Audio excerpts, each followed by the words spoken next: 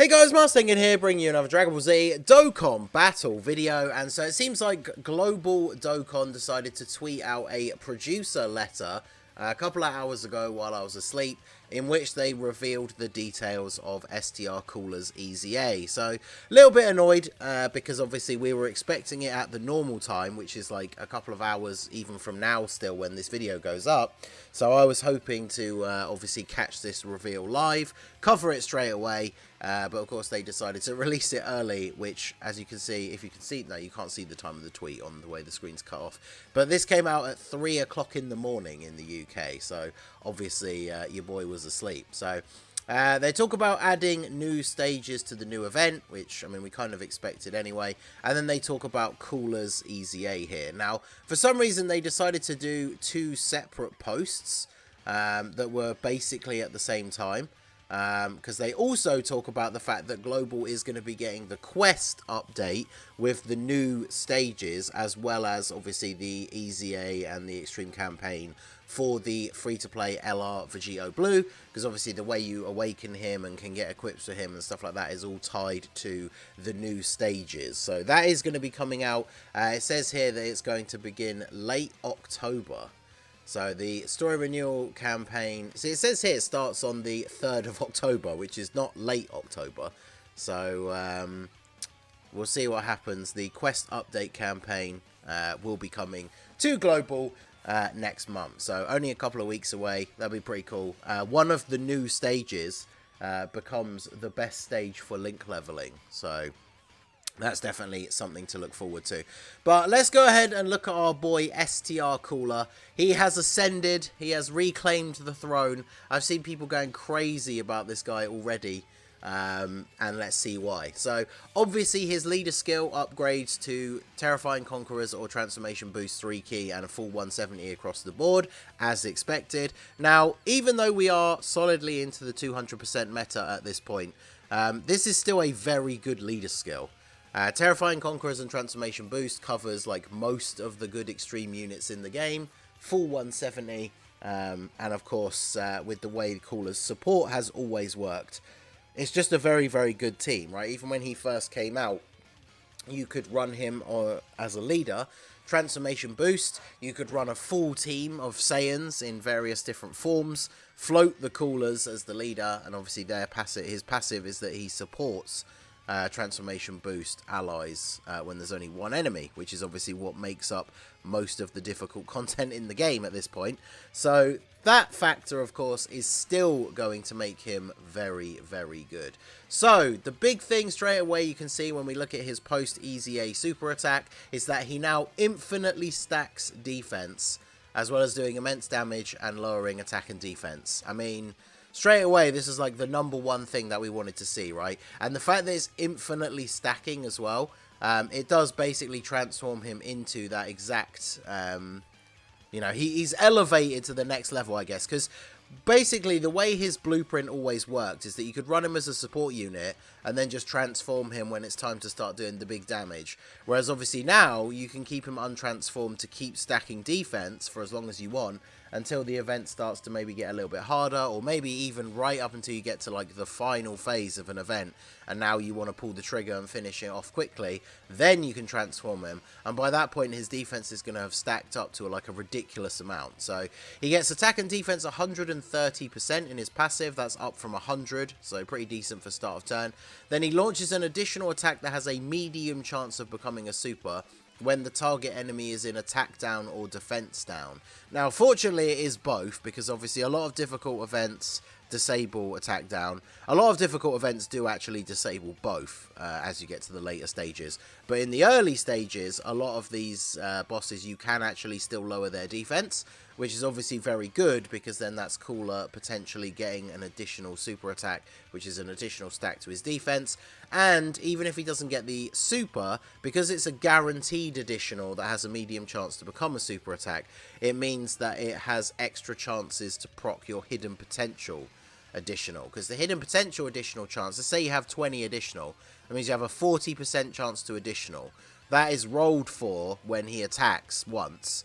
If you attack a second time, whether it's a normal or a super, and that first roll for his hidden potential failed, then it rolls it again. So that's why STR Cooler is likely to do his hidden potential additional, even if you didn't give him much additional in the system, because obviously he has like 4 or 5 attacks, and so obviously that is each separate rolls of the additional. So this is really, really good. It means if you can lower the enemy's attack or defense, because he does it himself with his first super, then obviously he'll proc this. On his best turns, he's going to be getting 3 super attacks in the early turns. And obviously that is going to severely increase his defensive stacking. And then when we come to the support, transformation boost allies 2 key attack and defense 50% when facing only 1 enemy. Was it 50% before? No, it was 30%. Oh, man. That's gone up to 50%. And then Terrifying Conquerors, 50% when facing 2 enemies, which used to be... was actually 50% as well. It was 50% as well. Now, Terrifying Conquerors, when you face 2 or more enemies, obviously it's only going to be useful for Super Battle Road, unless they do start adding any...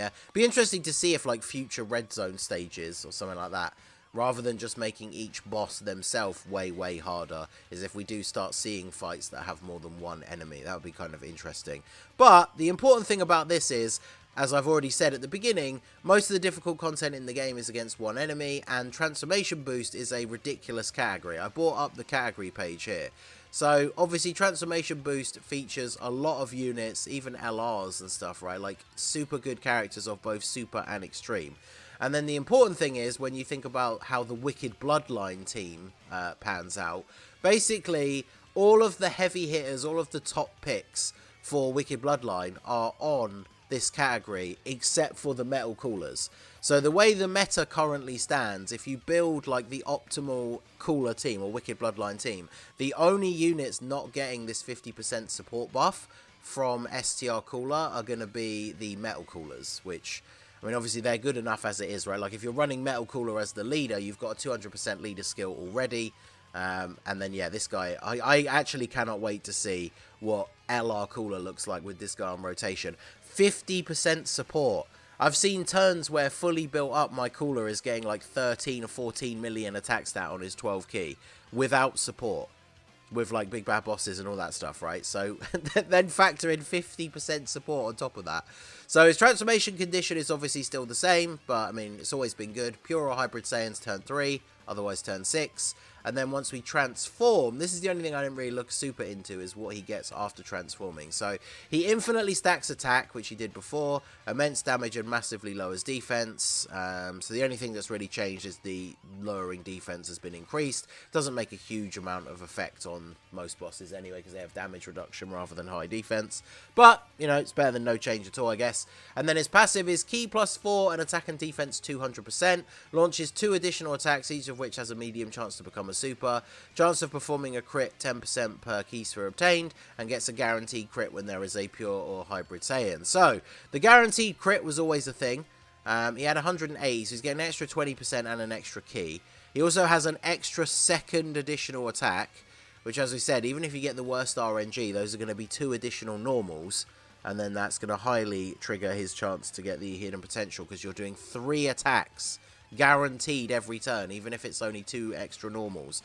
So full additional is obviously the way to go for this guy. And I think I did see someone already say that it was kind of useless, but him having that chance to crit per rainbow orb is actually really, really good, because his build, like I say, his best build is full additional, and he guaranteed crits against pure and hybrid Saiyans, but you're not always going to be fighting a pure or hybrid Saiyan. So having that extra crit chance when you've built his hidden potential as full additional, I think is actually super, super useful. So this guy looks absolutely insane. Obviously, people were worried that, you know, they were going to fumble, drop the ball. People haven't been super hyped about some of the most recent EZAs, but I think it's pretty safe to say. Now, you know, you guys know me. Very often on Twitter, I'll be saying to people like, hey, you know, we should wait to see these units in the game before we start judging them. But just going by this, I mean, it seems fairly clear that Cooler is going to be the best EZA, like, TUR, right? Because, you know, the LR Cooler team, whether it be the STR one or the Metal Cooler, that team is absolutely insane. And now this guy being runnable again, I talked about it in the video I made the other day about why they absolutely had to not fumble his EZA, is because Wicked Bloodline really, really needed a super, super good support unit.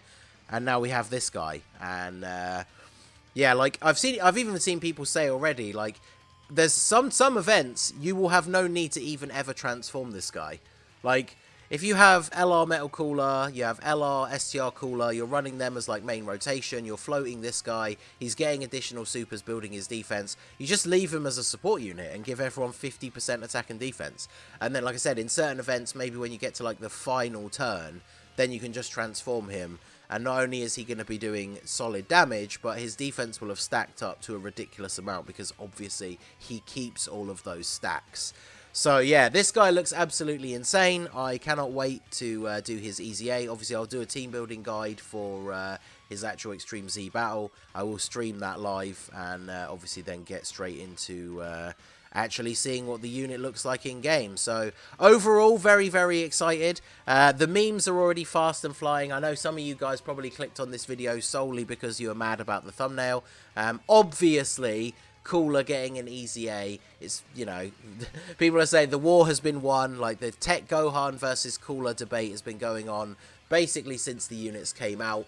I know there are people out there who, even with this EZA, will still try and say that Tech Gohan is better because he has guard and, you know, all the things they always say about Tech Gohan. But obviously, it's mostly just memes, at least for me, because it's not really fair to compare a Dokkan Fest with an EZA to a Dokkan Fest without one.